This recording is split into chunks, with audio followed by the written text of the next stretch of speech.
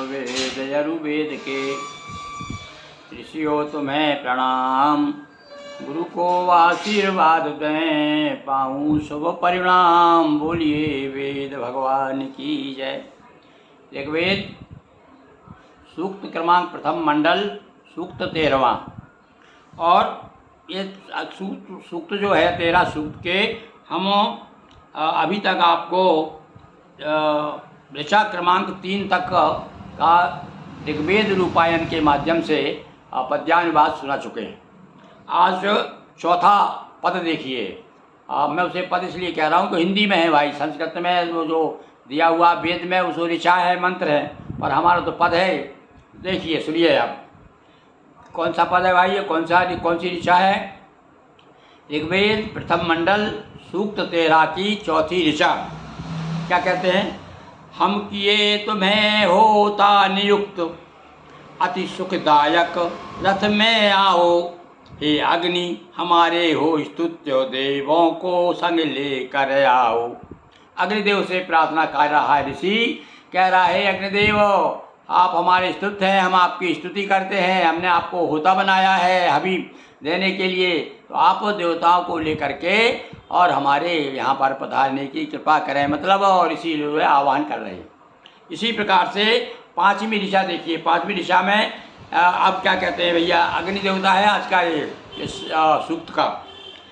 हे विद्वानों यज्ञ स्थल पर कुछ बिछा बनाओ शुचि आसन, जिस पर घृत पात्र रखा जावे, जिससे संभव हो शुभ दर्शन। देखिए इसी कहता है ये विद्वानों, सब जो साथ साथ में उनके जो हवन करते हैं, जो विद्वान ब्राह्मण हैं, ऋषि हैं, उनसे कह रहे हैं आप आ जाइए और अच्छी कुशा बिछाइए, अच्छी परस्पर जो इकट्ठी कर करके मिला करके कुशाओं को बिछाइए, ताकि हम आवाहन कर सकें देवताओं का। और देवताओं के आह्वान के लिए किसके लिए? घृत पात्र, जो घी की जो हवन करेंगे ना, तो घृत पात्र रखने के लिए। वो मतलब ये देखिए बता रहे हैं कि घृत पात्र भी नीचे नहीं रखना चाहिए। कहाँ रखना चाहिए? कुशाएँ बिछा करके। तो सुनिए आप फिर से।